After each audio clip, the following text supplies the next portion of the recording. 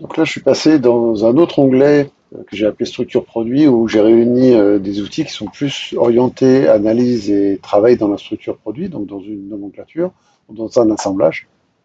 Donc, je, je vais utiliser encore la notion de bookmark et de dossier pour aller regarder, par exemple, les documents projets.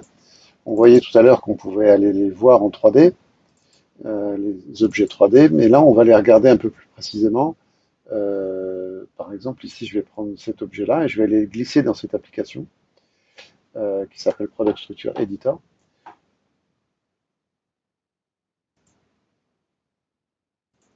Ajuster une fenêtre. Hop.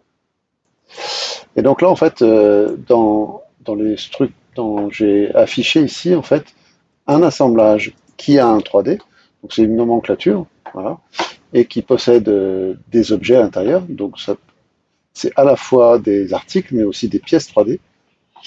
Et donc on va avoir tout un tas d'informations et sur ces objets. Donc déjà, on va avoir une vue 3D, une belle vue 3D qui va être très efficace et on va bien comprendre ce qui se passe ici. On va pouvoir cliquer et voir les différentes pièces et comprendre ce que ça veut dire dans l'assemblage. Ensuite, on va pouvoir voir différentes informations, notamment ici des informations importantes comme le niveau de maturité. Là, ici, c'est en anglais, mais ça peut être en français. Là, on va voir ici si c'est la dernière évolution de pièce ou non. Donc ça, c'est très important pour savoir s'il n'y a pas des pièces qui ont évolué. Chose importante aussi qu'on va retrouver, ça c'est la 3D expérience ou le PLM qui veut ça aussi, c'est que en fait on va retrouver tout un tas d'autres documents associés à la structure produit, notamment si on regarde ici, eh ben, notamment par exemple un dessin. Donc le dessin de cette pièce qu'on va pouvoir aller voir dans cet outil qui est là. Donc il suffit de glisser, déposer et de voir l'objet en question. On va voir le dessin, on va voir, bien sûr, on va pouvoir regarder si on veut qu'un objet 3D, si on veut. Donc ça, c'est pour voir aussi que le dessin qu'on avait vu tout à l'heure, alors bien sûr, on va le voir dans un répertoire, mais aussi on va le voir attaché à son objet. Et en fait, on va retrouver par là tout un tas de documents dans la structure produit euh, qui sont rangés de manière plus logique dans la structure du projet.